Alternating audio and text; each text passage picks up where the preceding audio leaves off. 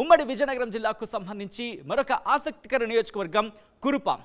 YCP నుంచి బరిలోకి దిగుతున్నారు పాముల పుష్పశ్రీవాణి. ఎస్టీ కొండదొర సామాజిక వర్గానికి చెందిన నేత. బీఎస్సీ బీఈడీ చదివారు. 2014లో శత్రుచర్ల చంద్రశేఖర్ రాజు కుమారుడు పరీక్షిత్ని పెళ్లి చేసుకున్నారు పుష్పశ్రీవాణి. 2014, 2019లో వరుసగా 2 సార్లు ఎమ్మెల్యేగా పోటీ చేశారు, గెలిచారు. ఇక ఏపీ ఉప ముఖ్యమంత్రిగా అలాగే గిరిజన శాఖ మంత్రిగా పనిచేశారు పాముల పుష్పశ్రీవాణి. ఇది వైసీపీ నుంచి పోటీ చేసిన పాముల పుష్పశ్రీవాణికి సంబంధించిన ప్రొఫైల్. తెలుగుదేశం పార్టీ నుంచి బరిలోకి దిగుతున్నారు తోయక జగదీశ్వరి. ప్రొఫైల్ చూసే ప్రయత్నం చేద్దాం. ఎస్టీ సామాజిక వర్గానికి చెందిన నేత. బీఎస్సీ బీఈడీ చదువుకున్నారు. ఈమె మామ అడ్డాకుల లక్ష్మణ్ నాయుడు గతంలో ఎంపీగా పనిచేశారు.